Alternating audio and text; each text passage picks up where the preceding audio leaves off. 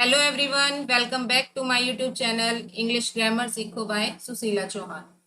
सो guys, हमने अपनी last video में type of sentences by structure की 2 टाइप कंप्लीट कर ली थी और आज हम करेंगे अपनी remaining type of sentences by structure complete.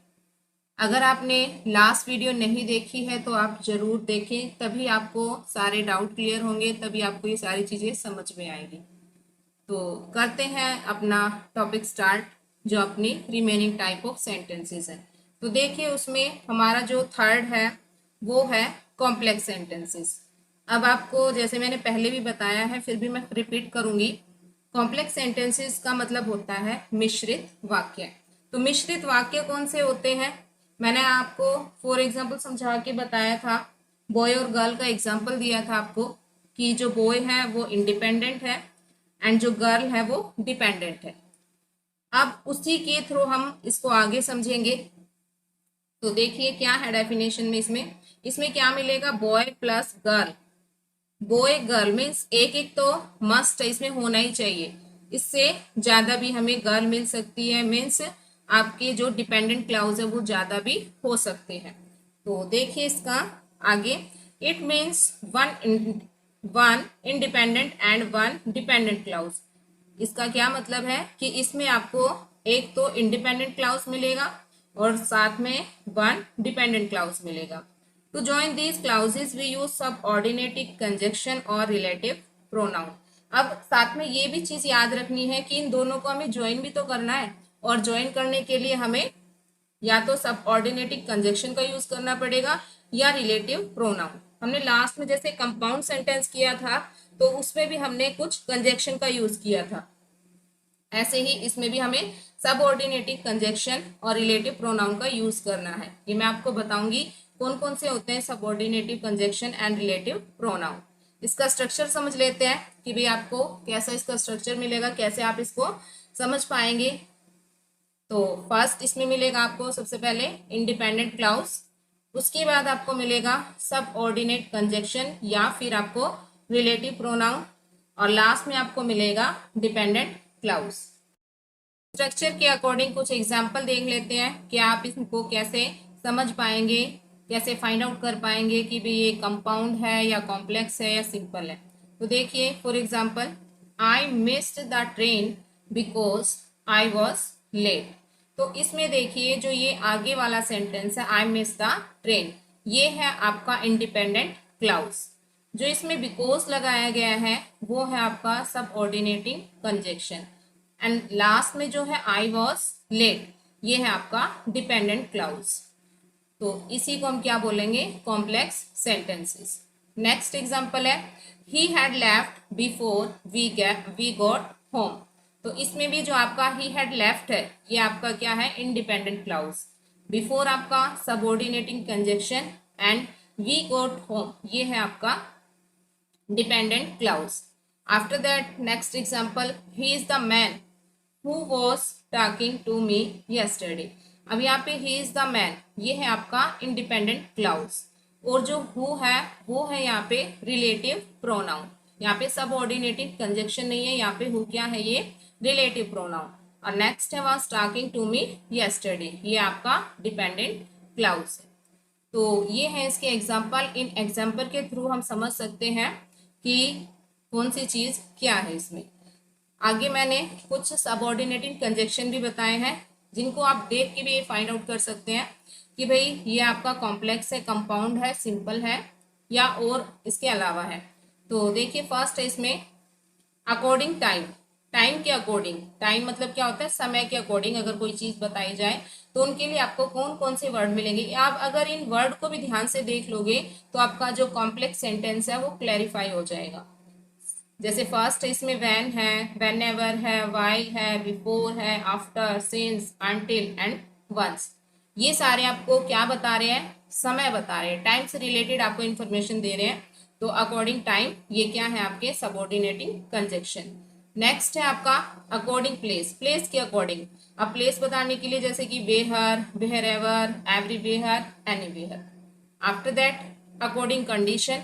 Condition मतलब कोई भी स्थिति, तो उसके लिए हम यूज करेंगे इफ, अनलेस, वेदर और नॉट। कंडीशन आप शर्त भी लगा सकते हैं यहाँ पे, ठीक है, कोई भी कंडीशन अगर दे दी जाए उसके अकॉर्डिंग भी हम देख सकते हैं।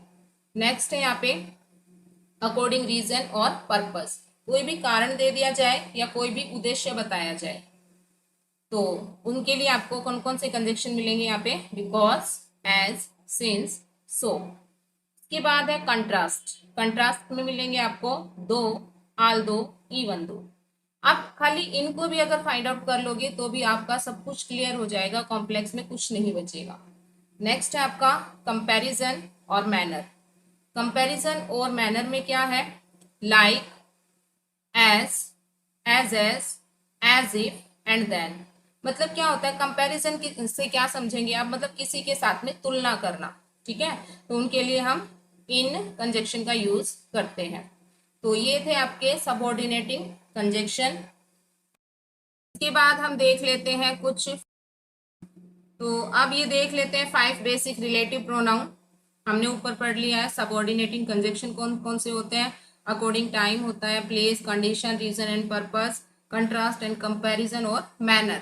इसके अलावा आपके 5 बेसिक रिलेटिव प्रोनाउन है। रिलेटिव देखिए, जैसे कि आप जानते हैं रिलेटिव क्या होते हैं, संबंधित, ठीक है, तो ऐसे ही इनको कोरिलेट करके आप याद रख सकते हो। जैसे फर्स्ट है इसमें हु, सेकेंड है होम, नेक्स्ट है हुज, उसके बाद है विच एंड लास्ट है दैट।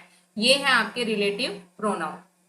तो इनका यूज करके हम समझ सकते हैं कि हमारा कॉम्प्लेक्स सेंटेंस कौन सा होता है।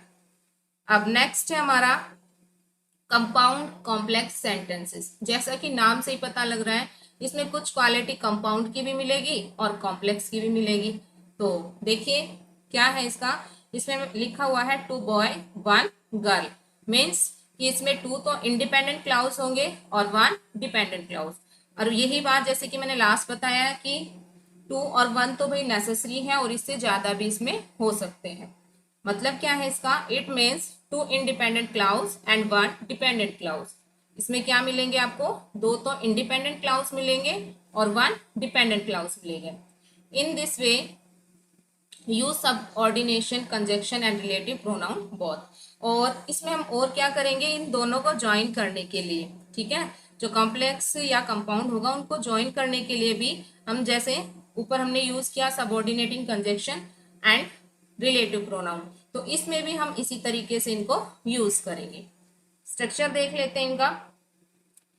फर्स्ट आएगा इसमें इंडिपेंडेंट क्लाउज, उसके बाद सबऑर्डिनेटिंग कंजक्शन या फिर आप रिलेटिव प्रोनाउन लगाएंगे। आफ्टर दैट डिपेंडेंट क्लाउज, फिर आएगा आपका कोऑर्डिनेटिंग कंजक्शन, फिर आएगा आपका इंडिपेंडेंट क्लाउज। तो देखिए इसमें जो सबऑर्डिनेटिंग क्लाउज है वो भी इसमें हमें लगाना पड़ेगा, क्यों, क्योंकि इसमें क्या दे रखा है, कॉम्प्लेक्स सेंटेंस। और जो आपका कोऑर्डिनेटिंग कंजक्शन है वो भी आपको लगाना पड़ेगा, क्यों, क्योंकि इसमें कंपाउंड दे दिया गया है। तो अब इनके एग्जाम्पल के अकॉर्डिंग और थोड़ा समझ लेते हैं। For example, I missed the train because I was late, so I had to take a bus। अब क्या है इसमें, जो आपका इधर मैंने लिखा है स्टार्टिंग में I missed the train, ये है आपका इंडिपेंडेंट क्लाउज। उसके बाद जो बिकॉज यहाँ पे दिया गया है, बिकॉज है यहाँ पे subordinating conjunction.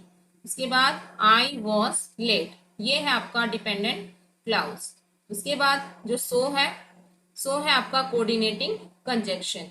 After that I had to take a bus, ये आपका फिर से आ गया इंडिपेंडेंट क्लाउज।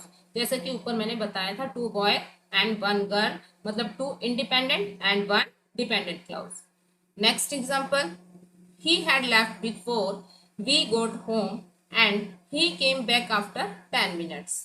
अब इसमें भी क्या है, जो आपका स्टार्टिंग वाला है ये है आपका इंडिपेंडेंट क्लाउज, बिफोर है आपका subordinating conjunction, we got home ये है डिपेंडेंट क्लाउज, उसके बाद एंड है आपका कोऑर्डिनेटिंग कंजक्शन, और ही केम बैक आफ्टर 10 मिनट ये है आपका इंडिपेंडेंट क्लाउज। सो गाइस अब हमारा type of sentences by structure complete हो गया है। I try my best, yet you have any query please comment me and don't forget like share and subscribe my channel. Have a nice day.